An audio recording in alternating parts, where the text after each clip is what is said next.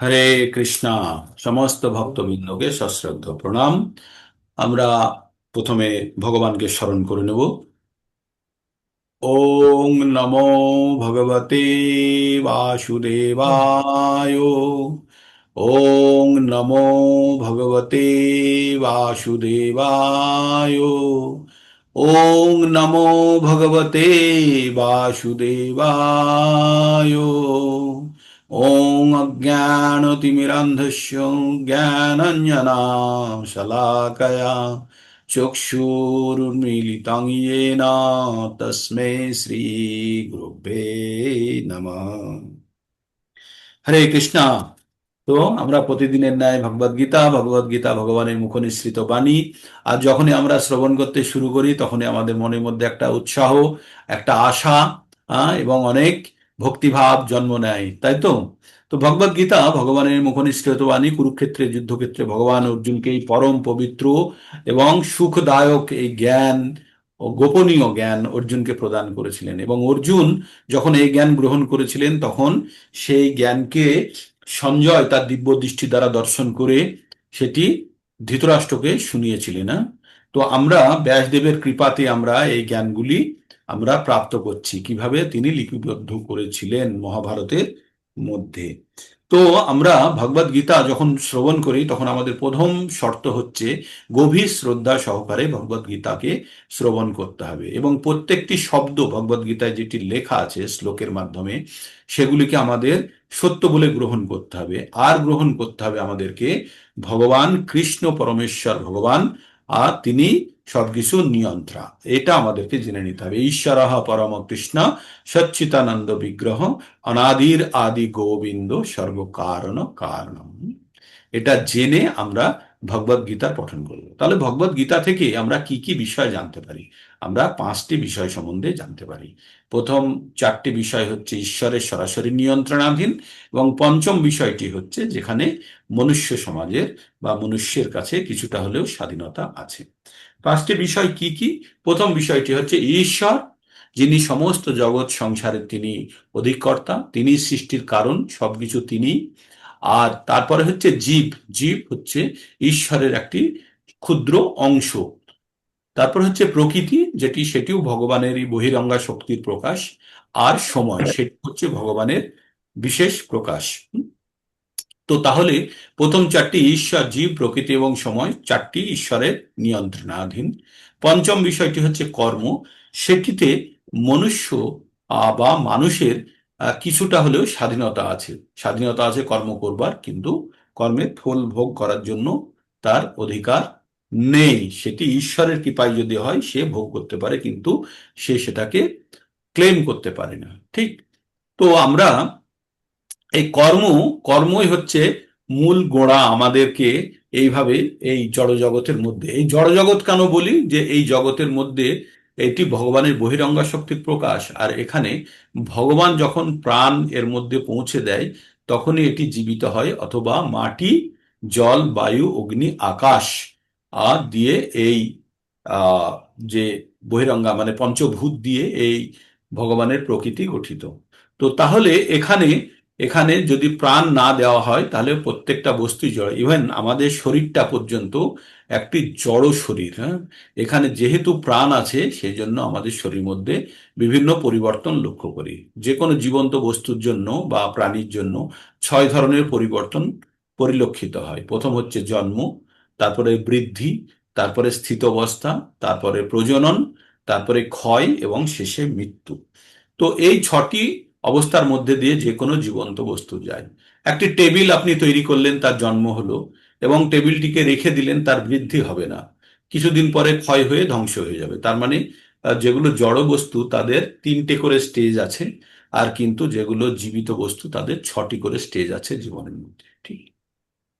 তো আমরা আমরা জীব, আমরা কিভাবে এই পৃথিবীতে এলাম? মানে আমাদের কখনো কোনো প্রশ্ন হয় না যে আমাদের, আপনারা কখনো ভেবে দেখেছেন যে মানুষ, এই পৃথিবীকে শাসন করে মানুষ, এই মানুষের নিচে ইমিডিয়েটলি যে প্রাণীটি আছে সে কে, আর সে কতখানি বুদ্ধিমান, তাই না?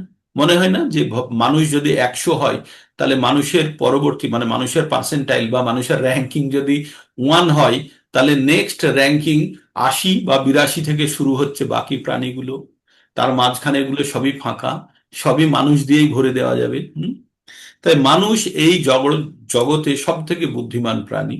আর মানুষকে ভগবান ভগবান এই একটা সুযোগ দিয়েছে যে যত প্রাণী আছে, 84 লক্ষ প্রাণীর মধ্য থেকে মানুষের রূপ নিয়ে মানুষ যেন এই জন্ম মৃত্যু চক্র থেকে বেরিয়ে যেতে পারে। হ্যাঁ, তো এটাই হচ্ছে মানুষের কাছে একটা ফেসিলিটিস। তাই মানুষকে ভগবান কি দিয়েছে? বুদ্ধি দিয়েছে, জ্ঞান দিয়েছে।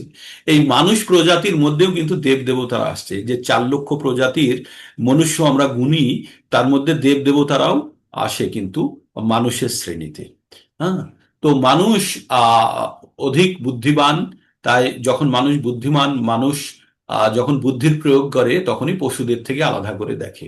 তাই আমরা জানি যে আহার, নিদ্রা, ভয়, মৈথুন, এই 4টি কাজ পশুরা করে। আর এই 4টি কাজ যখন মানুষও করে, তখন মানুষ আর পশুর মধ্যে পার্থক্য থাকে না। কিন্তু মানুষ যখন এই 4টে কাজকে মানুষ যখন এই 4টে কাজের ছাড়াও আরেকটি অতিরিক্ত কাজ করে, সেটি হচ্ছে নিজস্ব ধর্ম এবং কর্তব্য বুঝে কর্ম করে। তাই বলছে আহার, নিদ্রা, ভয়, মৈথুনং চ সামান্যম এদাত পশুভির নারানাম ধর্ম হি তেষাং অধিকো বিশেষ ধর্মে নহি না পশুভি সমান। তো আপনারা শুনে বুঝতে পারলেন যে আহার, নিদ্রা, ভয়, মৈথুন পশুরাও করে, মনুষ্যও করে। তাই তারা সমান। কিন্তু মানুষের কাছে একটা বিশেষ গুণ বা ক্ষমতা আছে, সেটা হচ্ছে ধর্মের পালন। ধর্ম কি? ধর্মের আমরা ডেফিনেশন কিন্তু পড়েছি। হ্যাঁ, ধর্মান্ত সাক্ষাৎ ভগবান প্রণীতম। ভগবান যেটা নিজে বলেছেন সেটি ধর্ম। আর ধর্ম কি? আর ধর্ম যে আমাদের যে গুণ বিশেষগুলি, সেই বিশেষ গুণগুলিকে বিশেষভাবে যখন আমরা প্রয়োগ করি, তখন সেটিকে ধর্ম নামে আমাদের ধর্ম নামে চলে। আমাদের ধর্ম কি? হিন্দু, জৈন, খ্রিস্টান, বৌদ্ধ এগুলো ধর্ম নেই। ধর্ম হচ্ছে আমাদের বর্ণাশ্রম। বৈদিক শাস্ত্র অনুযায়ী আমাদের বর্ণাশ্রম ধর্ম বলে চলে। তো এইভাবে আমাদের 4টে বর্ণ এবং 4টে আশ্রমের মধ্যে দিয়ে যাই। বন্ধন প্রভু, একটু আপনি নিন তো, আমি একটা একটা রেসপন্ড করে আসছি। আপনি একটু একটু জব করান, 2-3 মিনিট বা একটু বেশি। हरे कृष्ण जय हरे श्री कृष्ण कृष्ण चैतन्य प्रभु नित्यानंद श्री अद्वैत गदाधर शिवासदि गौर भक्तवृंद। हरे कृष्ण कृष्ण कृष्ण हरे हरे, हरे राम राम राम हरे हरे। हरे कृष्ण कृष्ण कृष्ण हरे हरे, हरे राम हरे राम হরে কৃষ্ণ। हरे সরি, राम। মাঝখানে আমি ব্রেক নিয়ে ফেলেছিলাম। তো আমরা ভগবদ গীতা পঠন করছি। ভগবদ গীতা থেকে আমরা যে জায়গাটা পরিষ্কারভাবে বুঝতে পারি, সেই জায়গাটা হচ্ছে এটা একটি জ্ঞানের ভান্ডার। যে জ্ঞান ব্যবহারিক প্রয়োগ করা যায়, মানে জ্ঞানের থেকে আরেকটু আগে যদি বেরিয়ে যায়, তাহলে এটা হচ্ছে একটা বিজ্ঞান। কালকে একজন মহারাজকে শুনছিলাম, হ্যাঁ, মহারাজের কথা শুনছিলাম। তো মহারাজ বলছিলেন যে আমাদের জীবনের প্রায়োরিটি কি, প্রায়োরিটি কি, আর কিভাবে সে প্রায়োরিটিতে অবিচল থাকতে পারে। তো তো একজন সন্ন্যাসীকে এসে বলছে যে আপনারা এই জড় জগতের মধ্যে আছেন, তবু আপনাদের ভোগ বিলাসের ইচ্ছা নেই কেন? আপনাদের ভোগ বিলাসের ইচ্ছা নেই কেন? তখন সন্ন্যাসীটি বললেন যে আপনারা এই জড় জগতে কি করে সবকিছু ত্যাগ করে আছেন। তখন সন্ন্যাসীটি আহ বলল, ঠিক আছে, আপনাকে আমি উত্তর দেবো, এটার উত্তর দেবো। তো রাজার সঙ্গে সন্ন্যাসী পরামর্শ করলেন। করে তখন তারপরে রাজা বললেন যে যে ব্যক্তি জিজ্ঞেস করেছে সেই ব্যক্তি রাজা রাজপ্রাসাদে ডাকা হয়েছে। রাজা ডেকেছেন, ডেকে বলেছেন আপনি তো পণ্ডিত, মানে যে জিজ্ঞেস করেছিল সেও একজন বিদ্বান লোক। তো সন্ন্যাসীকে এটাই জিজ্ঞেস করেছিল যে আপনারা এই জড়জগতে সবকিছুর মধ্যে থেকেও আপনারা বিচলিত নয় কেন? আপনারা কেন এত শান্ত থাকতে পারেন? কিভাবে আপনারা নিজেদেরকে নিয়ন্ত্রণে রাখতে পারেন? তখন বা আপনাদের ভোগের প্রতি কোনো স্পৃহা নেই কেন? তখন সন্ন্যাসীটি বলেছিল যে আমাদের এতে কোনো ইন্টারেস্ট পাই না, আমরা কোনো এতে টেস্ট পাই না, জড়জাগতিক জিনিসের মধ্যে কোনো টেস্ট পাই না। তো এটাকে প্রমাণ করে দেখানোর জন্য রাজা রাজার কাছে গিয়ে ওই সন্ন্যাসী বলেছিল, সন্ন্যাসী রাজা বলেছিল ঠিক আছে আমি একটা অ্যারেঞ্জমেন্ট করে দিচ্ছি। তো সেই বিদ্বান ব্যক্তিকে রাজার প্রাসাদে ডাকা হলো। রাজার সঙ্গে অনেক আলাপ আলোচনার পরে রাজা তার একজন মন্ত্রীকে ডাকলেন, ডেকে বললেন, এই যে বিদ্বান ব্যক্তি আছে একে ফাঁসি দেওয়া হবে। হুম। একে 3 দিনের মধ্যে ফাঁসি দেওয়া হবে, ঠিক আছে? তো তুমি তার ব্যবস্থা করো। আচ্ছা, তার আগে একে কেউ ভালো, যা যা ইচ্ছে আছে একে ভালো মন্দ সব খাওয়াও, দিয়ে খুব তার আদর খাতির যত্ন হচ্ছে কার, যার ফাঁসি হবে। তারপরে 3 দিন পরে দেখা গেল তার 5 কেজি ওজন কম হয়ে গেছে। হুম। এবার রাজার সামনে তাকে উপস্থিত করা হয়েছে। এবার রাজা জিজ্ঞেস করছে যে কি, বা তাহলে আপনি কেমন উপভোগ করলেন? আপনাকে তো যেমন যা চেয়েছেন সমস্ত প্রকারের খাদ্য যা চেয়েছেন ভোগ বিলাসে সবকিছু দেওয়া হয়েছে, তো আপনি নিশ্চয়ই খুব উপভোগ করেছেন। তখন বলছে যে কি করে উপভোগ করব প্রভু, আপনি তো আমাকে ফাঁসির আদেশ দিয়ে দিয়েছেন। তো 3 দিনের মধ্যে যখন আমি ফাঁসি হবে শুনেছি, তখন আমার কি আর কোনো কিছুতে আসক্তি থাকে? আমার তখন শুধু মনে হচ্ছে কখন ফাঁসি হবে, কখন ফাঁসি হবে।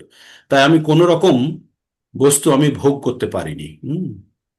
তো বলছে কেন ভোগ করতে পারেননি? তো বলছে এই যে আমি 3 দিনের মধ্যে মারা যাব, তাহলে আমি কি করে ভোগ করব? আমার মনের মধ্যে তো শুধু সেটাই ঘুরছে।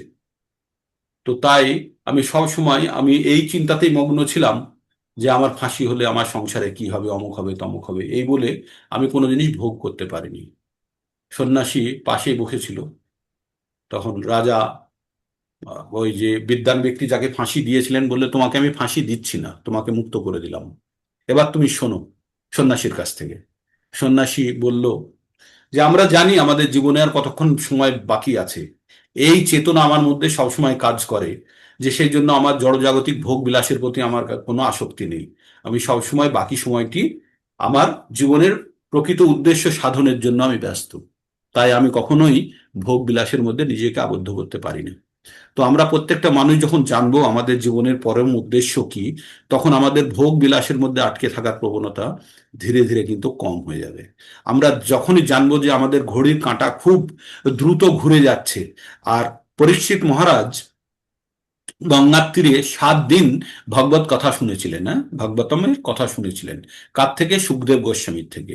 পরীক্ষিত মহারাজ যখন অভিশপ্ত হয়েছিলেন যে 7 দিনের মধ্যে তার মৃত্যু হবে, তখন পরীক্ষিত মহারাজ 7 দিন কি করেননি? খায়নি, টয়লেট যায়নি, স্নান করেনি, ঘুমোয়নি, কোনো কিছু বাহ্যিক কোনো কিছু কাজে প্রতিক্রিয়া দেয়নি। কিন্তু পরীক্ষিত মহারাজ এই অভিশাপ কেন পেয়েছিলেন? অভিশাপ পেয়েছিলেন কারণ তিনি জঙ্গলের মধ্যে হরিণ শিকার করতে যেতে যেতে তিনি তৃষ্ণার্ত হয়ে পড়েছিলেন। তো কতক্ষণ বাড়ির থেকে এসেছে যে সে তৃষ্ণার্ত হয়ে গেল? হ্যাঁ, 2 ঘন্টা 5 ঘন্টা। 2 ঘন্টা 5 ঘন্টার ব্যবধানে কেউ তৃষ্ণার্ত হতে পারে, কিন্তু 7 দিন যখন সে সেখানে ভগবত কথা শুনছে, সেখানে তার তৃষ্ণা বা খিদা বা ঘুম কোনো কিছু নেই। তার মানে আমাদের যখন প্রায়োরিটি চেঞ্জ হয়ে যায় জীবনের, তখন কিন্তু আমরা সেই জিনিসটাকে উপলব্ধি করতে পারি। তো আমাদের এটি খুবই গুরুত্বপূর্ণ, আমরা যখনই ভক্তি জিনিসটা আমাদের প্রায়োরিটির মধ্যে থাকবে, যখন ভক্তি আমাদের প্রায়োরিটির মধ্যে থাকবে, প্রাথমিকতার মধ্যে থাকবে, হ্যাঁ, তখন কিন্তু আমরা এটিকে অ্যাভয়েড করতে পারবো না। আর যখন আমরা ধীরে ধীরে এই আসল সত্যটি জেনে যাব, তখন বাহ্যিক জড়জাগতিক যত কিছু চাওয়া পাওয়া আছে সেগুলো সব গৌণ হয়ে যাবে। আমরা যখন কোনো জায়গায় যাই, এটি বারবার আপনাদের বলি, তখন আমরা বোচকা বুচকি পুটলি পুটলা পুটলি কত কি বেঁধে নিয়ে যাই, তাই না? 7 দিনের জন্য, 10 দিনের জন্য। আমরা জানি আবার আমরা বাড়িতে ফিরে আসব। কিন্তু আপনার মনে করুন আপনি যাচ্ছেন বিদেশে, আমেরিকা, আপনি আহ, কিছু ইন্ডিয়ান খাবার টাবার বেঁধে নিয়ে যাওয়া, কিন্তু এয়ারপোর্টে গিয়ে দেখলেন আপনি 15 কেজির বেশি ওজন নিতে পারবেন না। বুকিং লাগেজে। তো তখন কি করেন? বাকি জিনিসগুলো ফেলে দেন না এয়ারপোর্টেই? আমি দেখেছি এয়ারপোর্টে কত জিনিস লোকে ডাম্প করে দেয় ওজন বাড়ার জন্য আর চেকিং এ ফেল হয়ে যাওয়ার জন্য। তো নির্দিষ্ট জিনিসই নিয়ে যাওয়া যায় এয়ারপোর্ট থেকে, বাকি জিনিসগুলো সব ওখানে ফেলে দিয়ে চলে যেতে হবে। তারপরে ওখানে গিয়ে তাহলে কি করে? সবাই বেশিরভাগ টাকা নিয়ে যায় ওখানে গিয়ে কিনে নেবো বলে, তাই না? তো আমরা এই জড় জগতে আছি, যত কিছু আমরা সংগ্রহ করছি আজকের দিনে, সব জিনিস কিন্তু আমাদের এখানে ফিল্টার হয়ে যাবে যখন আমরা চলে যাব। এয়ারপোর্টে যেমন সব জিনিস নিয়ে যাওয়া যায় না, তেমনি এই জীবন ত্যাগ করে যখন আমরা অন্য জীবনে যাব, কোনো জিনিস বয়ে নিয়ে যেতে পারবো না। শুধু একটা মাত্র জিনিস আমরা বয়ে নিয়ে যেতে পারবো, সেটা হচ্ছে আধ্যাত্মিক উন্নতি যেটা করেছি সেটি আমাদের সঙ্গে যাবে। অ্যাজ এ ভক্তি হিসাবে আমাদের সঙ্গে যাবে। তাই 2 নম্বর অধ্যায়ের 40 নম্বর শ্লোকে এটা খুব সুন্দরভাবে বলা আছে, নেহাভিক্রমণাশস্তি প্রত্যাবায়না বিদ্যাতে স্বল্পমপস্য ধর্মস্য ত্রয়াতে মহাত ভয়াত। এই যে ভক্তির পথে যদি কেউ সামান্য অগ্রগতি করে থাকে, তাকে মহান ভয় থেকে বাঁচাবে।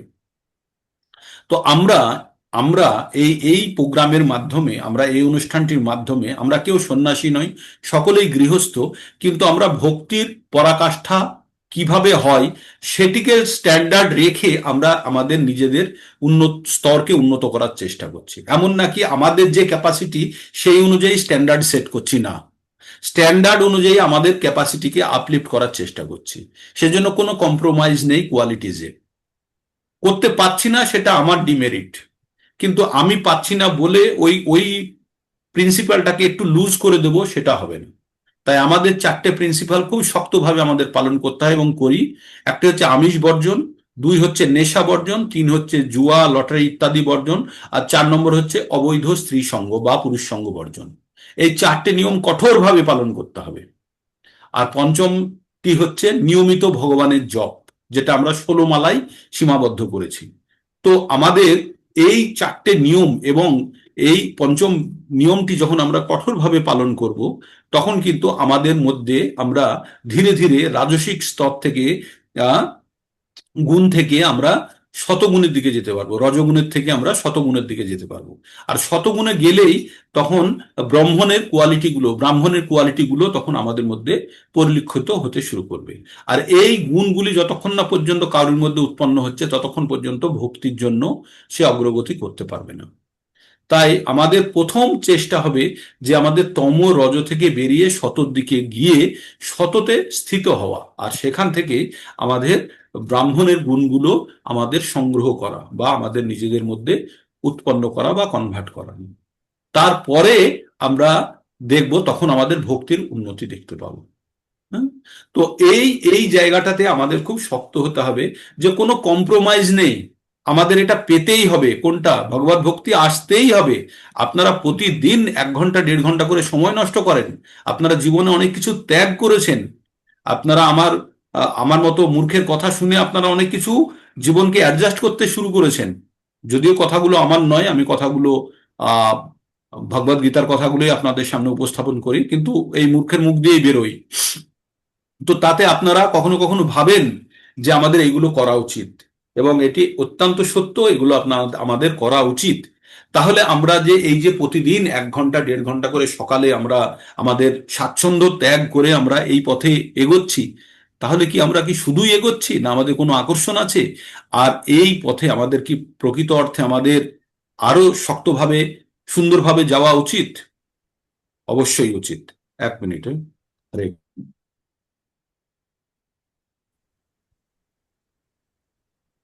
হরে কৃষ্ণা। তো আমরা প্রভুজি আনমিউট করতে পারেননি না আগের বার। তো আমরা ভগবদ গীতার মধ্যে প্রবেশ করি। আমরা আহ কোন জায়গাতে গিয়ে কিছু একটা বিশেষ জিনিস বলতে বলতে আমরা হ্যাঁ, আমরা কোনো জিনিসে কম্প্রোমাইজ করব না। আমরা প্রতিনিয়ত যে আমাদের সময় আমরা যেভাবে ভগবানের নাম, একটা সিদ্ধান্তকে আমরা গ্রহণ করেছি, একটা শিক্ষাকে আমরা গ্রহণ করেছি, সেই শিক্ষার প্রকৃত ব্যবহার আমাদের করতে হবে। আর এই শিক্ষার ব্যবহার হচ্ছে এই ভগবদ গীতার জ্ঞান অর্জন করে ভক্তির পথে অগ্রসর হওয়া।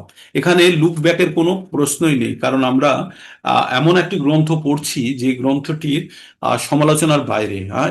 না এর কোনো সমালোচনা আছে, না এর কোনো টিকা আছে, মানে এটি সর্বোত্তম বেদ। যখন আমরা বলি না যে এটি বেদ বাক্য, তো এটি বেদেরই অংশ, বেদই বাক্য। এখানে কোন রকম পরিবর্তন নেই। 5,000 বছর আগে লেখা হয়েছে, এখনো কোনো অ্যামেন্ডমেন্ট নেই।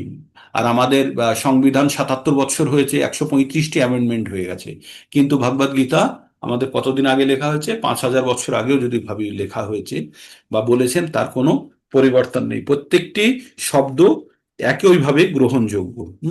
তো আমরা 4 নম্বর অধ্যায় সম্পন্ন করে 5 নম্বর অধ্যায়ে প্রবেশ করেছি। 5 নম্বর অধ্যায়ের নাম হচ্ছে কর্ম সন্ন্যাস যোগ। ভগবদ গীতাকে 3টে অংশে ভাগ করা হয়েছে। 1 থেকে 6 পর্যন্ত হচ্ছে কর্মযোগ, 6 থেকে 7 থেকে 12 পর্যন্ত ভক্তিযোগ, আর 13 থেকে 18 পর্যন্ত হচ্ছে জ্ঞান যোগ। আমরা যারা নতুন বা পুরনো যারাই জয়েন করেছেন, ভগবদ গীতার উদ্দেশ্য কিন্তু একটাই, ভগবানের উদ্দেশ্য একটাই। ভগবান তার সন্তানদের, আমরা নিজেদেরকে ভগবানের সন্তান হিসাবেই যদি গণ্য করি, ভগবান নিজেও বলেছে, হ্যাঁ, সর্বজনীষু কন্তয় মূর্তয় সম্ভবান্তি যা তাসাং ব্রহ্ম মহজ্জনীর অহম বীজ পদপিতা।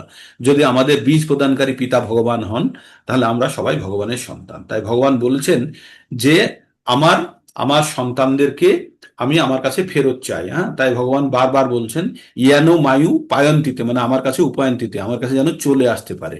আমরা কারা? আমরা ভগবানের সন্তান, যারা মেলার ভিড়ে হারিয়ে গেছি আমাদের বাবাকে, তাই এদিক ওদিকে আমরা ঘুরে ঘুরে বেড়াচ্ছি। হ্যাঁ, তাই যদি কেউ একজন সুহৃদয় ব্যক্তি যদি আমাদেরকে আবার আমাদের বাড়ির অ্যাড্রেস পাইয়ে দেয়, তাহলে তার কাছে তো বাবার কাছে সে তো সব থেকে বেশি প্রিয় ব্যক্তি হবে না? একটা শর্মাজির ছেলে মেলাতে হারিয়ে গেছে, আর আপনি গেলেন, গিয়ে দেখছেন শর্মাজির ছেলে, বাচ্চা ছেলেটা আপনি চেনেন, কান্নাকাটি করছে। তখন আপনি কি ভাববেন? যে তাকে একটা ললিপপ কিনে দিলেন বা চকলেট কিনে দিলেন, ছেলেটি খুব খুশি হবে না তৎক্ষণাৎ? দিলেন তো? আর দিয়ে তাকে আপনি চলে যান, তাহলে কি আপনি প্রকৃত কাজ করলেন, নাকি আপনি ওই ছেলেটিকে একটি ললিপপ কিনে দিতেই পারেন, দিয়ে তারপরে কি করলেন, তাকে সঙ্গে করে নিয়ে তার বাবার কাছে পৌঁছে দিলেন? কোনটি ভালো কাজ হবে? আনমিউট করে বলুন, কোনটি ভালো কাজ হবে? হুম? কোনটি ভালো কাজ হবে? তো আমরা বাবার কাছে পৌঁছে দেওয়া। বাবার কাছে পৌঁছে দেওয়া। তো আমরা আমরা কারা? আমরা হচ্ছে বাবার হারানো সন্তান।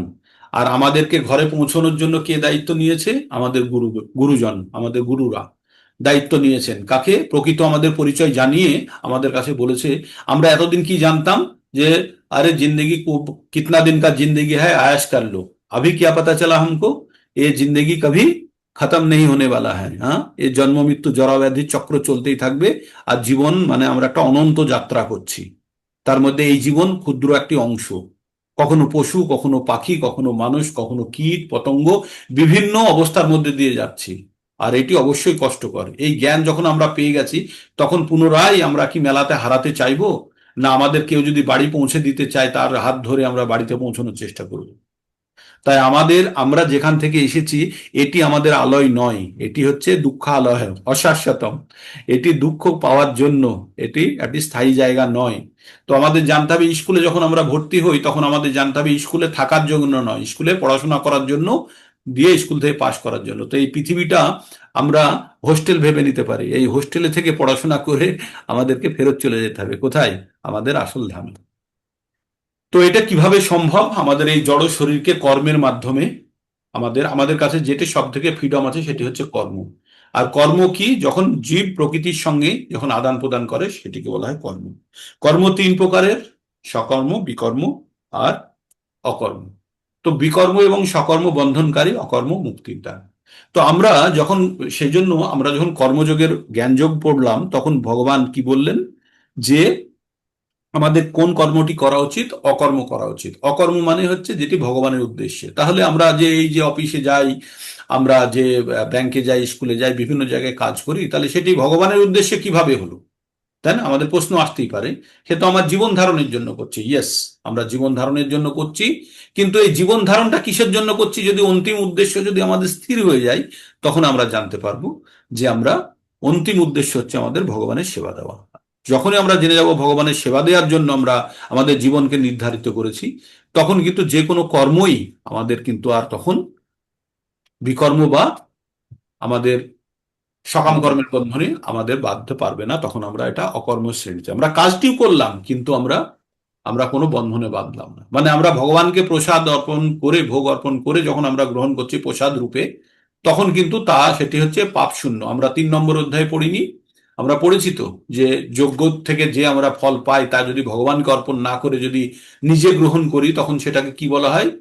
পাপই বলা হয়। বলা হয় তো, তাদের পাপ খাচ্ছে বলা হয়। তো তেমনি তেমনি আমরা যখন আমরা এই জড় জগতে যে কোনো কর্ম যদি ভগবানের উদ্দেশ্যে, অন্তিমে যদি ভগবানের উদ্দেশ্যে যদি ওটাকে কনভার্ট করিয়ে দিই, আর আমাদের কর্ম যদি ভগবানের সন্তুষ্টি বিধান করে, তবেই কিন্তু আমাদের প্রকৃত রূপে কর্মটি অকর্মে। যেমন আমরা কালকে ওই শ্লোকটি বলছিলাম না, অতপুম্ভি দ্বিজশ্রেষ্ঠ বর্ণাশ্রম বিভাগশ স অনুষ্ঠিতস্য ধর্মস্য স্বয়ং সিদ্ধিম হরিদশনম। মানে হে ব্রাহ্মণগণ, এটা জানো, বলছে ওই নৈমিষারণ্য জঙ্গলে সুত গোস্বামী শৌনকাদি ঋষিকে বলছেন যে হে ব্রাহ্মণগণ, এটা তুমি জানো যে যে যে যে ধর্মে আছে, যে যে বর্ণে আছে, সেখানে থেকে সেই বর্ণ অনুযায়ী সে কর্ম করে যদি সেই কর্ম হরির যদি সন্তুষ্টি বিধান করতে পারে, তাহলে তার জন্ম সার্থক, তাহলে তার জন্ম সার্থক, উদ্দেশ্য সাধিত হচ্ছে। তার মানে আমরা যে যে অবস্থাতে আছি সেখানে থেকেই যদি আমরা ভগবানের সন্তুষ্টি বিধান করতে পারি, তাহলে কিন্তু আমাদের উদ্দেশ্য সাধিত। হুম। তো অর্জুন প্রথমে জিজ্ঞেস করেছিল ভগবানকে যে ভগবান, কোনটা ভালো, কর্ম ভালো না কর্ম সন্ন্যাস ভালো? তো ভগবান বলেছিলেন, এই প্রশ্নটা বারবার আসবে, ইভেন আমরা 12 নম্বরে 18 নম্বরে গিয়েও আমরা এটি পড়বো, হ্যাঁ, যে আমরা সন্ন্যাসী আর ত্যাগীর মধ্যে পার্থক্য জানবো। তো এখানে কর্ম যেহেতু কর্মযোগের মধ্যে আছে, আর এই অধ্যায়ের নাম হচ্ছে কর্ম সন্ন্যাস যোগ, তাই বলছে কর্ম ত্যাগ করেও, কর্ম ত্যাগ এবং কর্ম সন্ন্যাস এই দুটো কাছাকাছি, তবে দুটোতেই মুক্তি পাওয়া যেতে পারে। কি বললেন পরমেশ্বর ভগবান? বললেন কর্ম সন্ন্যাস এবং কর্মযোগ উভয়ই মুক্তিদায়ক। কর্মযোগ মানে হচ্ছে কর্ম করলাম, কর্মের ফল, নিষ্কাম কর্মযোগের কথা বলা হচ্ছে এখানে। দুটির মধ্যেই কর্ম, কিন্তু এই দুটির মধ্যে কোনটা ভালো? কর্ম সন্ন্যাসের থেকে কর্মযোগ ভালো, মানে কর্ম সন্ন্যাসের থেকে কর্মযোগটি ভালো। দুটোই কিন্তু আমাদের মুক্তির পথ উন্মুক্ত করে দেয়, আমরা এতদূর পর্যন্ত জেনেছিলাম। তারপরে আমরা জেনেছিলাম যারা নিত্য সন্ন্যাসী তারা কি করে, কর্মের প্রতি কোনো ঘৃণা করে না, তারা কর্মের প্রতি, কর্মের ফলের প্রতি কোনো ঘৃণা করে না বা আকাঙ্ক্ষাও করে না। তারা কর্মকে কর্তব্য হিসাবে জানে। হ্যাঁ, তারা ব্যাংকের একজন ক্যাশিয়ার, তাকে গিয়ে কেউ 1 লাখ টাকা উইথড্র করতে চাইলো, সে উইথড্র স্লিপ দেখে তাকে 1 লাখ টাকা দিয়ে দিল, তাতে তার মন খারাপ হয়ে যায় না যে 1 লাখ টাকা আমাদের ব্যাংক থেকে চলে গেল। বা আর একজন এসে তিন 3 লাখ টাকা জমা দিল, তাতে ও নাচতে শুরু করে না, এই 3 লাখ টাকা আমাদের ব্যাংকে এসে গেছে তাই বলে না। সেটা সেভাবে আমাকে গুণে ঠিক মতো আমার কর্তব্য অনুসারে এই কাজটি করতে হবে, অনাসক্ত হয়ে, কর্মফলের প্রতি অনাসক্ত। ও যদি 1 লাখ টাকা দিয়ে দেয়, তবে ব্যাংকের টোটাল ক্যাশ ব্যালেন্স থেকে 1 লাখ টাকা কম হয়ে গেল ক্যাশ ব্যালেন্স থেকে, কিন্তু তাতে ওর কোনো অনাসক্ত, তাতে কোনো তার পার্থক্য হয় না। আবার যদি 3 লাখ টাকা এসে যায় ক্যাশ ব্যালেন্সে, 3 লাখ টাকা ঢুকে গেল, তাতেও সে উৎফুল্লিত হয়ে নাচতে শুরু করে না। তাই বলছে যারা যারা নিত্য সন্ন্যাসী তারা কি বলছে, কর্মফলের প্রতি তাদের ঘৃণা বা আকাঙ্ক্ষা যুক্ত নন, তারা তাদেরই নিত্য সন্ন্যাসী বলা হয়। এই প্রকার ব্যক্তি দ্বন্দ্বরহিত, তারা তাদের নিজের কর্ম ঠিকভাবে জানে, তারা কোনো দ্বন্দ্ব, দ্বন্দ্ব মানে যখন দুই ধরনের ফোর্স কাজ করে, দুই ধরনের বল কাজ করে, তাকে বলা হয় দ্বন্দ্ব উৎপন্ন হয়। আর তখন তিনি পরম সুখে কর্মবন্ধন অতিক্রম করে মুক্তি লাভ করতে পারেন। তো একজন ব্যক্তি যে ব্যাংকে কাজ করে, যত টাকা জমা পড়লো সে টাকাতেও তার কোনো কিছু যা আসলো না, আর আবার যখন টাকা বেরিয়ে গেল তাতেও কিছু যা আসলো না, না সে 5 টাকা পকেটে রাখলো, না 5 টাকা পকেট থেকে দিল, সে সবসময় মুক্ত, তাতে তার কোনো নেই, সে তার নিজের কর্তব্য ঠিক মতো করেছে, দ্যাটস অল। তাই নিত্য সন্ন্যাসীদের কথা কি বলছে, তারা কোনো কর্মফলের প্রতি তাদের স্পৃহাও নেই, আবার আকাঙ্ক্ষাও নেই, আবার দেশও নেই বা ঘৃণাও নেই। হ্যাঁ। তারপরে ভগবান কি বললেন, যাদের বুদ্ধি কম তারাই কর্মযোগ এবং সাংখ্যযোগকে আলাদা করে দেখে। আমরা সাংখ্যযোগ কোথায় পড়েছিলাম মনে আছে? সাংখ্যযোগ 2 নম্বর অধ্যায়ে পড়েছিলাম, আত্মার বিশ্লেষণটি সাংখ্যযোগের অংশ। এই যে আত্মা, আত্মা সৃষ্টি নেই, আমরা শরীর নয়, আমরা আত্মা, এই যে বিশ্লেষণ আমরা পড়েছিলাম 2 নম্বর অধ্যায়ে 11 থেকে 30 পর্যন্ত, আত্মা আর শরীর সম্বন্ধে। তো সেটি সাংখ্যযোগের অংশ। সাংখ্য মনে হচ্ছে সংখ্যা থেকে, আর সাংখ্য যোগ কেন, এটি বিশ্লেষণমূলক, হ্যাঁ, এটি অ্যানালাইটিক্যাল, এখানে আমরা অ্যানালাইসিস করেছি, করে আমরা আত্মাকে যুক্তি তর্ক দিয়ে আত্মাকে শরীরের থেকে যে ভিন্ন সেটা আমরা প্রমাণ করে গেছি, সেই জন্য এটাকে বলা হয় সাংখ্য যোগের অংশ। আর কর্মযোগ কি, যে কর্ম করলেই ফল উৎপন্ন হবে, কিন্তু ফলের প্রতি আসক্তি না রেখে যে কর্ম করবে সেটি হবে অকর্ম, আর সেই রকম কর্ম তাকে মুক্তি প্রদান করবে। এবার যারা অল্পজ্ঞ ব্যক্তি তারা সাংখ্যযোগকে এবং কর্মযোগকে আলাদা করে দেখে এখানে, তাই বলা হচ্ছে 4 নম্বরে। কিন্তু যারা পণ্ডিত তারা উভয়ের মধ্যে কোনো একটিকে সুষ্ঠুভাবে আচরণ করলেই উভয়ই ফল পাওয়া যায়। এবার বলছে যে সাংখ্যযোগের দ্বারা যে ফল পাওয়া যায় কর্মযোগের দ্বারাও সেই ফল পাওয়া যেতে পারে, কিন্তু সেটিকে সুষ্ঠুভাবে পরিচালনা করতে হবে। তারপরে আমরা এবার 5 নম্বর শ্লোকটিও পড়েছিলাম। 5 নম্বর শ্লোকে কি পড়েছিলাম, যৎ সংখ্যৈ প্রাপ্যতে স্থানং তৎ যোগৈরপি গম্যতে, একং সাংখ্য একং সাংখ্যং চ যোগং চ য পশ্যতি স পশ্যতি, যৎ সংখ্যৈ প্রাপ্যতে স্থানং তজ্যোগৈ রপি গম্যতে এক একং সাংখ্যং চ যোগং চ য পশ্যতি স পশ্যতি, পশ্যতি মানে দেখা। তো বলছে যৎ সাংখ্য মানে যিনি জানেন, সাংখ্য যোগের দ্বারা প্রাপ্ত প্রাপ্ত গতি কর্মযোগের দ্বারা লাভ করা যায়, এইভাবে সাংখ্য ও কর্মযোগকে একই বলে জানেন তিনি তত্ত্বদ্রষ্টা। তাই তিনি বললেন যে দেখুন, যে দুটো কাজ করে একই জায়গাতে পৌঁছানো যায়, তাহলে আমরা উদ্দেশ্যটা মানে আপনি সাইকেলে গেলেও আপনি স্টেশনে পৌঁছবেন, আপনি অটোতে গেলেও স্টেশনে পৌঁছবেন। তাই উদ্দেশ্য যখন এক আর যখন, তাহলে ও দুটোর মধ্যে বিশেষ কোনো পার্থক্য নেই, এটাই বলতে চেয়েছে। বলছে সাংখ্য যোগের দ্বারাও আমরা আমাদের চরম গতি লাভ করতে পারি এবং এবং আমরা কর্মযোগের দ্বারাও আমরা পেতে পারি। আর এই দুটো জিনিসকে যে একই দেখে তিনি হচ্ছেন তত্ত্ব দ্রষ্টা, মানে তিনি তত্ত্ব জানেন। হ্যাঁ, দার্শনিক গবেষণায় যথার্থ উদ্দেশ্য হচ্ছে জীবনের পরম লক্ষ্য সম্বন্ধে অবগত হওয়া।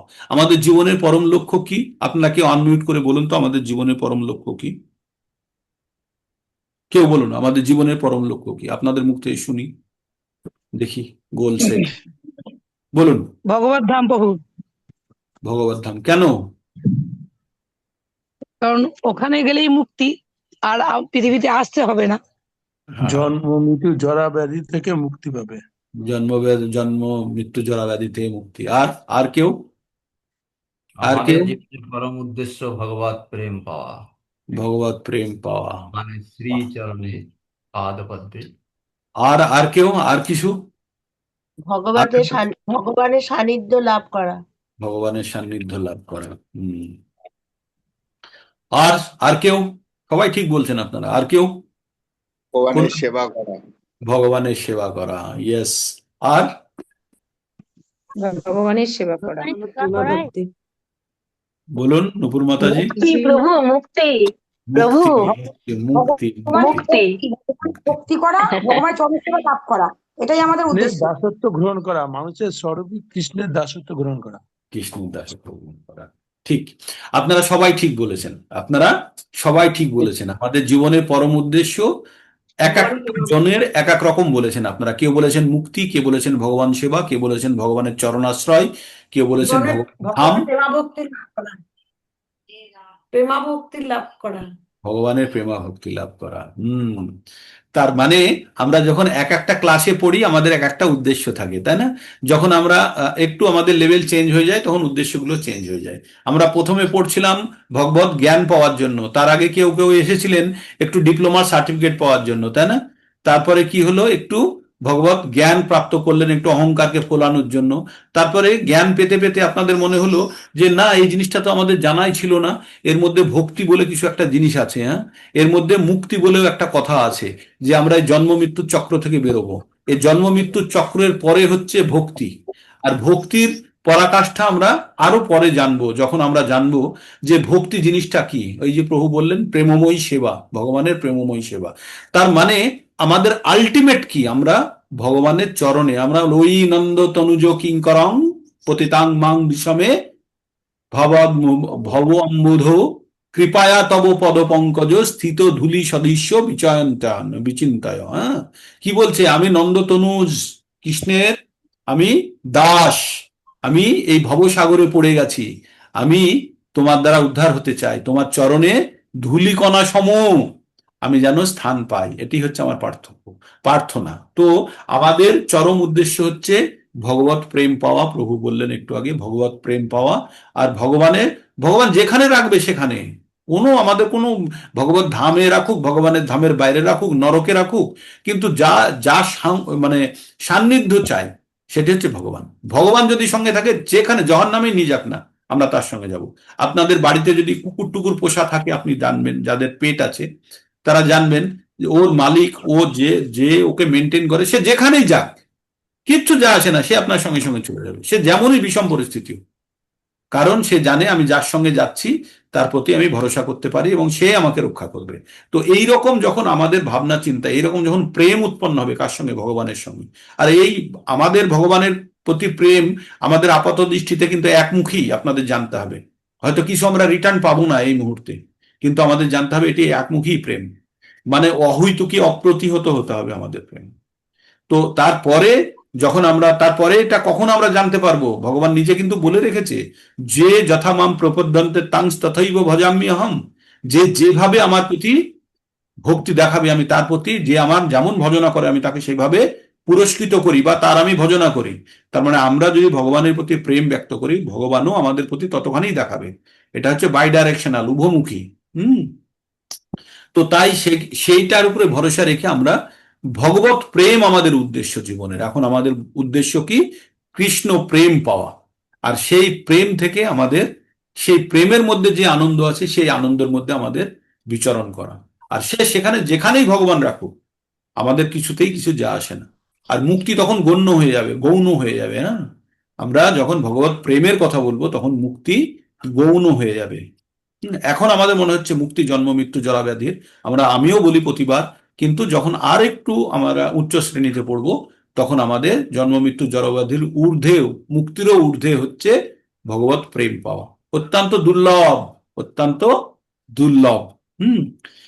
তো এখানে আমরা কি, জীবনে যেহেতু জীবনের পরম লক্ষ্য আত্ম উপলব্ধি, আর তাই দুটি পদ্ধতির মাধ্যমে যে সিদ্ধান্তে উপনীত হওয়া যায় যে তার মধ্যে কোনো পার্থক্য নেই। সাংখ্য দর্শনের মাধ্যমে আমরা এই সিদ্ধান্ত উপনীত হই যে জীব এই জগতের অংশ নয়। কি বললো? জীব এই জগতের অংশ নয়, কিন্তু সে পরমাত্মার অবিচ্ছেদ্য অংশ। আমরা কি পড়েছি? ভগবান বলেছে মামে বংশ জীবালোকে জীবা ভূতান সনাতন মনঃষষ্ঠানি ইন্দ্রিয়াণি প্রকৃতি স্থানী কার্ষতি। বলছে এই জীব যারা প্রকৃতিতে সবসময় সংগ্রাম করছে তারা আমার অংশ, কিন্তু তাদের প্রকৃত পরিচয় ভুলে গেছে। এই জড়জগতে তাদের কোনো প্রয়োজন নেই। তার কর্মসমূহ অবশ্যই ভগবানের সঙ্গে সম্বন্ধ যুক্ত হওয়া উচিত। মানে আমাদের সমস্ত কিছু কর্ম কি হওয়া উচিত? ভগবানের সঙ্গে সম্বন্ধযুক্ত। যখন সে কৃষ্ণ ভাবনা ভাবিত হয়ে কর্ম করে তখন সে যথার্থই তার স্বরূপে অধিষ্ঠিত থাকে। প্রথম পদ্ধতি সাংখ্যযোগের মাধ্যমে মানুষ জড় বিষয়ের প্রতি নিরাসক্ত হতে হয়, আর কর্মপদ্ধতির মাধ্যমে মানুষ কৃষ্ণ ভাবনাময় কর্মে আসক্ত হয়। প্রকৃতপক্ষে দুটি পন্থাই একই, যদিও আপাত দৃষ্টিতে তাদের একটি নিরাসক্তি প্রধান, অন্যটি আসক্তি প্রধান বলে মনে হতে পারে। একটা হচ্ছে সাংখ্যযোগের মধ্যে নিরাসক্ত হয়ে কাজ করা, আর মনে হতে পারে যে কর্মযোগের মধ্যে আছে তারা আসক্তির মধ্যে। না, তারাও ফল ভগবানকেই অর্পণ করে রাখে। আপাত দৃষ্টিতে এক মনে হলেও, মানে আসক্তি মনে হলেও সেটি আসক্তি নয়। যিনি এটি দর্শন করেন তিনি হচ্ছে প্রকৃত তত্ত্বদ্রষ্টা। তো তত্ত্বদ্রষ্টা সম্বন্ধে আমরা আরো পড়বো, এই অধ্যায়ের 18 নম্বর শ্লোকে পড়বো যে পণ্ডিত, যে তত্ত্বদ্রষ্টা, সে কি দেখে। সে শ্লোকটি খুব গুরুত্বপূর্ণ, সেটি একটা আলোচনার বিষয় থাকবে। ঠিক আছে, পরবর্তী সানডের জন্য সেটি আলোচনার জন্য থাকবে। কোনটি? বিদ্যা বিনয় সম্পন্নে ব্রাহ্মণে গবি হস্তিনী শুনি চৈব সপাকে চ পণ্ডিতঃ সহদর্শিনাম। যে পণ্ডিত সে সকলকে সমান দেখে। তার কারণ কি? কারণ সে প্রত্যেকের ভিতরে আত্মা এবং পরমাত্মা দেখে, তার বাহ্যিক শরীরকে দেখে না। কে? পণ্ডিত। তো এইবার আমরা 6 নম্বর শ্লোকটি পড়ব। কি বলছে? সন্ন্যাসস্তু মহাবাহ দুঃখমাপ্লুত যোগত যোগযুক্ত মুনির ব্রহ্ম না চিরেণ অধিগচ্ছতি।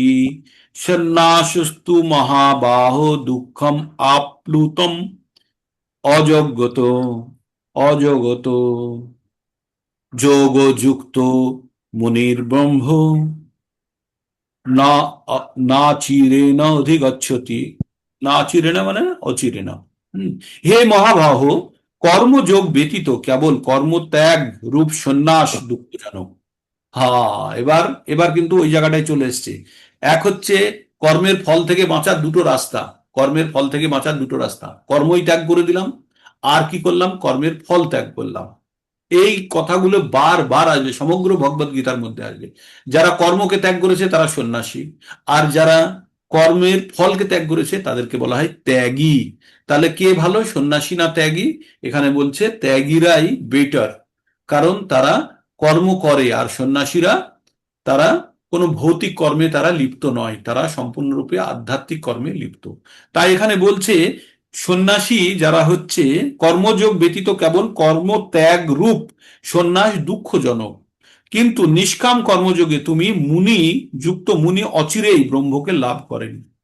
সন্ন্যাসী দুই প্রকারের হয়, একটা হচ্ছে মায়াবাদী আর বৈষ্ণব। মায়াবাদী সন্ন্যাসীরা সাংখ্য দর্শন অধ্যয়ন করেন, আর বৈষ্ণব সন্ন্যাসীরা বেদান্ত সূত্রের যথার্থ ভাষ্য শ্রীমদ্ ভাগবতম দর্শন অধ্যয়ন করেন। মায়াবাদী সন্ন্যাসীরা ও বেদান্ত সূত্র অধ্যয়ন মায়াবাদ সন্ন্যাসীরাও বেদান্ত সূত্র অধ্যয়ন করেন, কিন্তু তারা শ্রীপাদ শঙ্করাচার্য প্রণীত শারীরিক ভাষ্য অবলম্বন পূর্বক অধ্যয়ন করেন। শ্রীমদ্ ভাগবত গীতা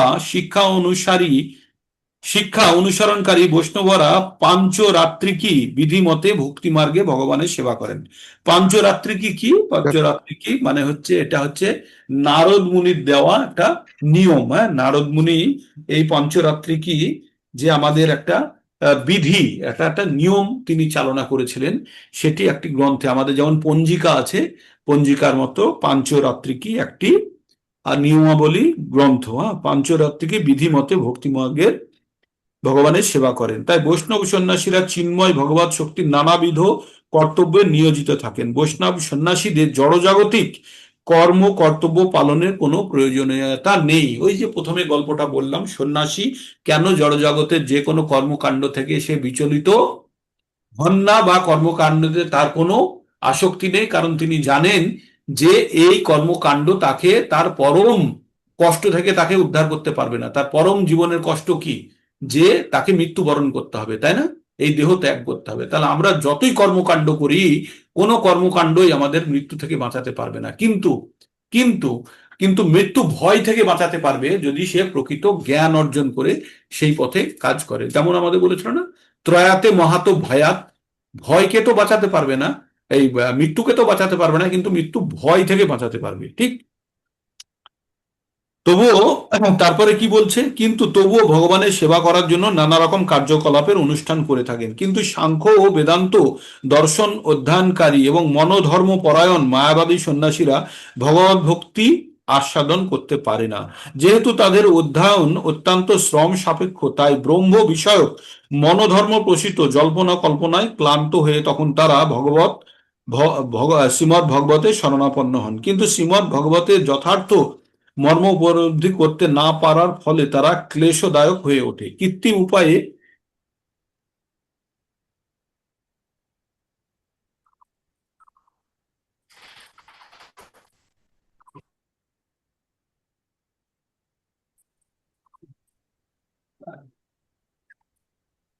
हरे कृष्ण कृष्ण कृष्ण हरे हरे, हरे राम राम राम हरे हरे, हरे कृष्ण कृष्ण कृष्ण हरे। কৃত্রিম উপায়ে মায়াবাদী সন্ন্যাসীদের মন শুষ্ক মনোধর্ম প্রসূত জল্পনা কল্পনা ও নির্বিশেষ বাদী ভাষ্য সবই নিরর্থক। ভগবত ভক্তি পরায়ণ বৈষ্ণব সন্ন্যাসীরা তাদের দিব্য কর্তব্য সম্পাদন করে অপ্রাকৃত আনন্দ লাভ করে, অন্তিমে চিন্ময় ভগবত ধামে ফিরে যাওয়ার বিষয়ে তারা সুনিশ্চিত থাকেন।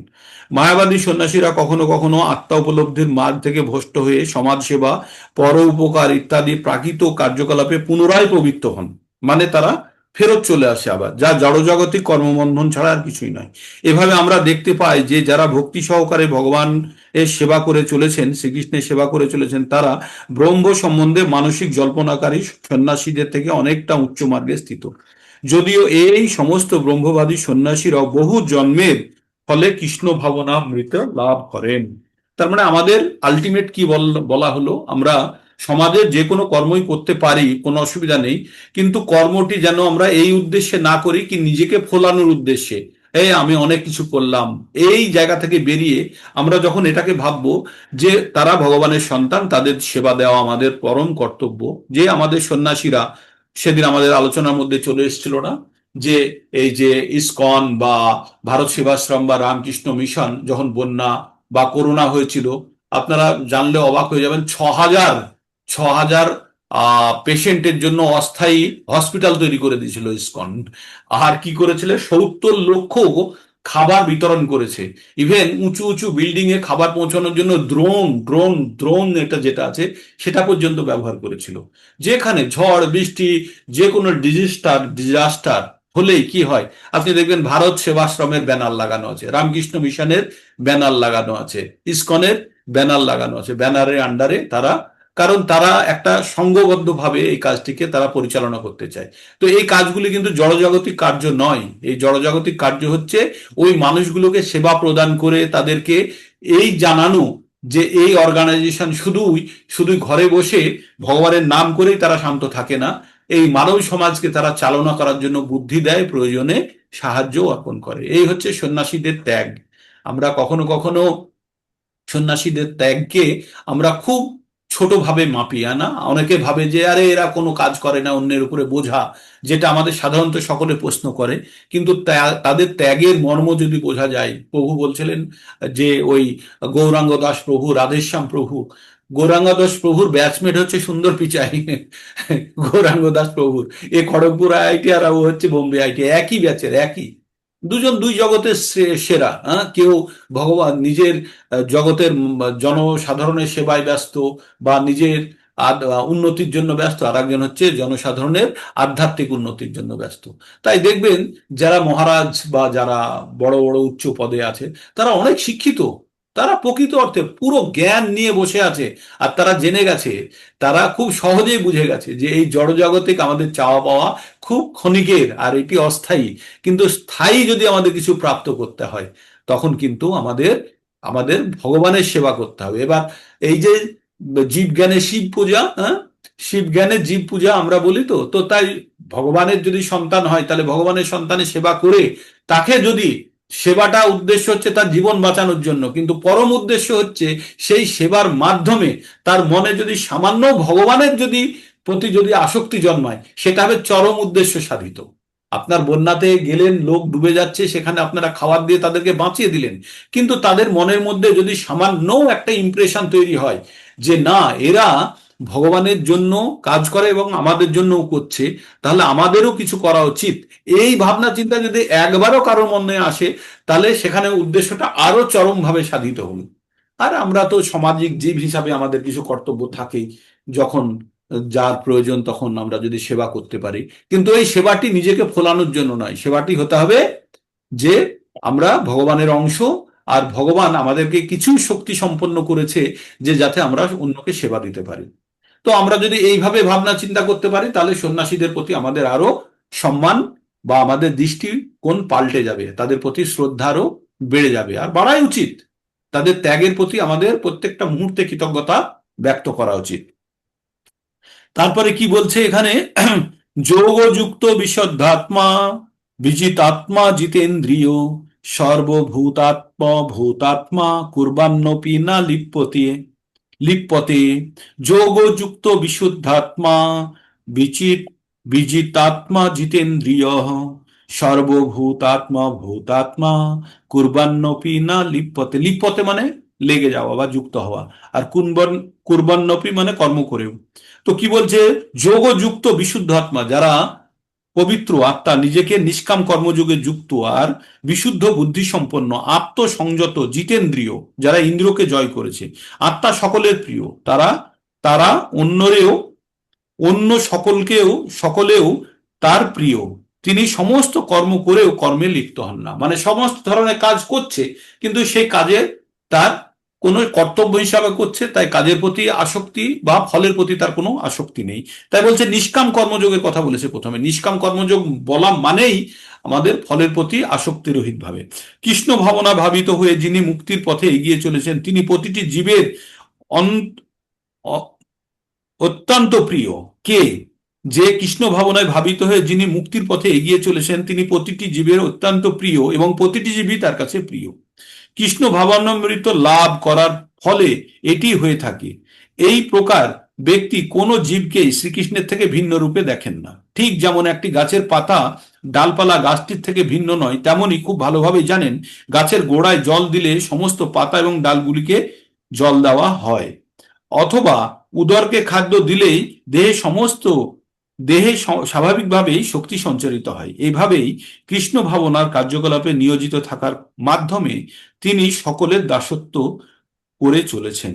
মানে এই জায়গাটাকে একটু বুঝে নিতে হবে। আমরা যদি ভগবানের সেবায় যদি মগ্ন থাকি তাহলে জানবেন যে অন্যের কাছেও সেবা, কারণ আমরা অন্যকেও ভগবানেরই অংশ হিসাবে দেখছি। তার মানে এই সন্ন্যাসীরা যে আগে যে সার্ভিস দিচ্ছিল সেই সার্ভিসটা কিন্তু ওই ব্যক্তিকে দিলেও ব্যক্তিকে কিভাবে দেখছে, সন্ন্যাসী দেখছে এরা ভগবানের অংশ, তাই একে সেবা করা মানে জীব জ্ঞানে শিব পুজো হচ্ছে। তো তার মানে জীবের সেবা করা মানেই আপনার ভগবানের কাছে এই সেবা পৌঁছে যাচ্ছে, কারণ তারা প্রত্যেকে দেখছে ভগবানের অংশস্বরূপ। ভগবান তো নিজেই বলেছে মামে বংশ জীবালোকে জীবা ভূতান সনাতন, প্রত্যেকটা জীব আমার অংশ, আর তারা কি করছে, প্রকৃতিতে কষ্ট করছে। তাহলে ওই জীবের যদি আমরা সেবা করতে পারি তাহলে কিন্তু ভগবানের সেবার একটা অংশ হিসাবে দেখাবে, প্রোভাইডেড আমরা কিন্তু তখন এটা ভাবলে হবে না যে আমি সেবা করছি, আমি অনেক মহৎ না। আমাদের এই ভেবে সেবা করতে হবে যে প্রত্যেকটা জীবের ভিতরে পরমাত্মা আছে, আমরা পরমাত্মাকে সেবা দিচ্ছি। আমরা যদি কখনো কখনো এই যে দণ্ডবোধ প্রণাম বা নমস্কার বা বলি, এগুলো প্রকৃত অর্থে আমাদের এটার উদ্দেশ্য কি? এটার উদ্দেশ্য দুটো। এক হচ্ছে আমি আপনার আত্মাকে আমার ঊর্ধ্বে রাখছি, আর 2 নম্বর আপনার ভিতরে যে পরমাত্মা আছে তাকে আমি তার কাছে মাথা নত করছি। ঠিক, যদিও আমার কাছেও পরমাত্মা আছে, কিন্তু তার পরমাত্মার কাছে আমি নিজেকে সমর্পণ করছি। নমস্কার, আমরা যে বলি না দণ্ডবোধ প্রণাম, বা আমরা নিজেকে আমরা একদম তৃণাদপি সুনিচি ন করি, কারণ আমরা আমাদের নিজের অস্তিত্বকে অতি ক্ষুদ্র মনে করি এবং ঈশ্বরের অস্তিত্বকে সম্পূর্ণ সম্মান প্রদান করে আমরা নিজেদেরকে ব্যক্ত করার চেষ্টা করি। তো হরে কৃষ্ণ প্রভু। সেখানে তাহলে প্রত্যেকটা মানুষকে যদি আমরা সেবা করি তাহলে কিন্তু এই সেবা ভগবানের কাছে পৌঁছবে। আবার উল্টো ভাবে বলছে, যদি ভগবানের সেবা করি এই সেবা কিন্তু মানুষের কাছে গিয়েও পৌঁছবে। এবার ভগবানের সেবা করার অংশগুলো কি? ভগবানের সেবা করার অংশগুলো ভগবানকে বিভিন্ন প্রেমময়ী সেবা দ্বারা, এই মানুষের সেবা করেও ভগবানকে সেবা দেওয়া যেতে পারে, কিন্তু কোনো অবস্থাতে না ফুলে, এই জিনিসটা যেন আমাদের মাথার মধ্যে থাকে, যে আমরা বেশিরভাগ ক্ষেত্রে আমরা ফুলে যাই, সেই ফোলা বা মানে অহংকারিত না হয়ে যদি আমরা সার্ভিসটা দিই সেটাই কিন্তু ভগবানের কাছে পৌঁছবে। হরে কৃষ্ণ প্রভু। বলুন। প্রভু একটু কোথাও যেতে হবে, একটু আমি আসছি। আচ্ছা, ঠিক আছে, ভেরি গুড। এইভাবে কৃষ্ণ ভাবনাময় কার্যকলাপে নিয়োজিত থাকার মাধ্যমে প্রত্যেকেই তিনি সকলেরই দাসত্ব করে চলেছেন। তিনি অত্যন্ত সকলেরই প্রিয়, কিন্তু তার কার্যকলাপে সকলেই সন্তুষ্ট এবং তার চেতনা পবিত্র। যেহেতু তার চেতনা পবিত্র তাই তার মন সম্পূর্ণরূপে সংযত, আর চিত্ত সংযত হওয়ার পরে তার ইন্দ্রিয়গুলি সংযত। এখানে একটু লজিকটা একটু কড়া ধরনের থাকছে, যে অন্যকে সেবা দেওয়ার ফলে আমাদের ইন্দ্রিয়গুলি কিভাবে সংযত হচ্ছে সেটি আরেকবার শুনুন। কারণ তাদের মন প্রসন্ন হলে তারা ইন্দ্রিয়কে সংযত করতে পারছে কিভাবে।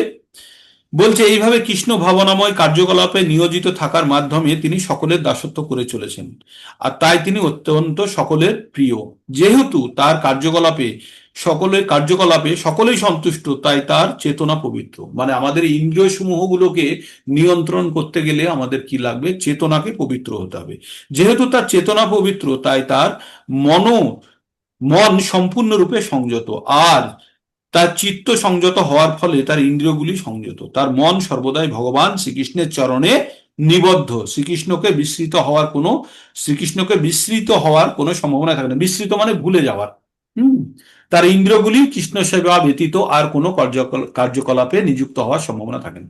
তাই ভগবানের সেবায় যখন আমরা নিযুক্ত থাকি, তখন আমাদের নিজেদের ইন্দ্রিয় গুলিকে তৃপ্ত করার ইচ্ছা অটোমেটিক্যালি পূরণ হয়ে যায়। কারণ আমরা যদি ভগবানের অংশ হই, আর ভগবান যদি গাছ হয়, আমরা যদি ডালপালা হই, তাহলে গাছের গোড়াতে জল দিলে ডালপালাতে অটোমেটিক্যালি জল চলে আসে, সেটাই বলে। আর ভগবানের আর একটা নাম কি জানেন? আমরা কি বলি? গোবিন্দ। গো অর্থাৎ হচ্ছে ইন্দ্রিয় সমূহ, আর বিন্দ মানে হচ্ছে আনন্দ প্রদান করে।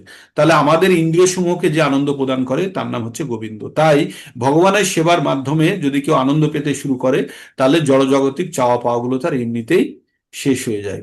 কুরুক্ষেত্রের যুদ্ধক্ষেত্রে অর্জুন অন্যদের আঘাত করার জন্য তার মনের মধ্যে কষ্ট ছিল, কিন্তু যখন সে কৃষ্ণ ভাবনাময় হলো, ভগবানের আদেশ যখন সে বুঝে গেল, তখন সে জীবনের মর্মার্থ জানলো এবং শুদ্ধ ভক্তর মতো ভগবানের আদেশ পালন করলো। সে ক্ষত্রিয় মতো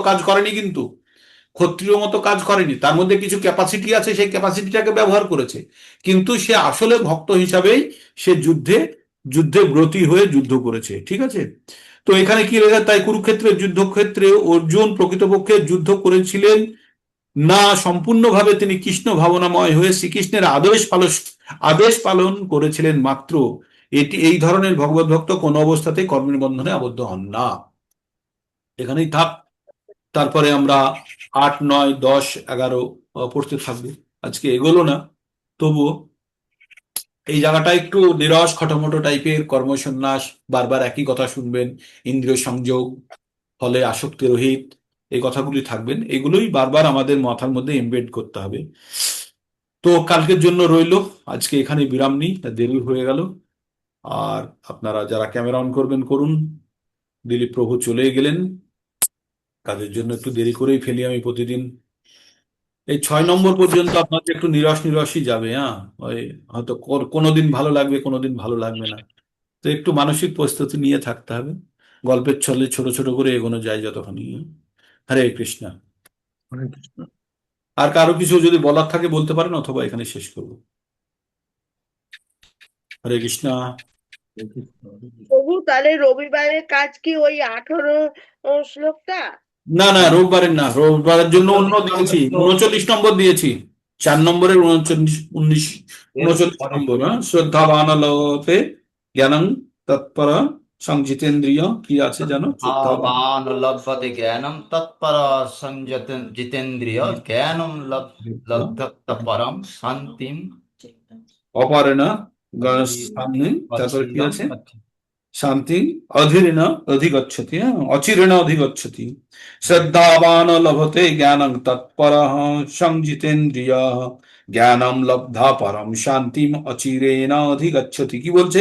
সংযত ইন্দ্রিয় এবং চিন্ময় তত্ত্বজ্ঞান লাভে তৎপর শ্রদ্ধাবান ব্যক্তিরা এই জ্ঞান অর্জন করেন এবং দিব্য জ্ঞান লাভ করে অচিরেই শান্তি, পরাশান্তি পায়। এর সঙ্গে যোগ করার জন্য আরো 2-3টে শ্লোক আমি দিয়ে দেবো এর সঙ্গে, যেগুলো অ্যাড হবে, হ্যাঁ, যে শান্তি কিভাবে যুক্ত হবে। ভোক্তারাম যোগ্য তপস্যাম সর্বলোক মহেশ্বরম সুহৃদং সর্বভূতানাম জ্ঞাতামাম শান্তির রিচ্ছতি, মানে এখানেও শান্তি আছে, যে শান্তি পাওয়ার ফর্মুলা দিয়েছে। এটি এই অধ্যায়ে আমরা পাবো। কোথায়? এই ভোক্তারাম 20 নম্বর 29 নম্বরে গিয়ে পাবো এই শ্লোকটি। তো আরেকটু ততক্ষণে আমরা এগিয়ে যাব, যদিও ঠিক আছে, আগে পিছিয়ে করে নিয়ে আমরা পড়বো। পড়ুন, আমি শ্লোকগুলোর কানেক্টিং শ্লোক দিয়ে দেবো আপনাদেরকে এর সঙ্গে যেটা আছে। ঠিক আছে? হরে আজকেই কৃষ্ণ। দিয়ে দিন প্রভু, আজকেই দিয়ে দিন, তাহলে গ্রুপে আজকে দিয়ে দেবো, আজকে দিয়ে দেবো।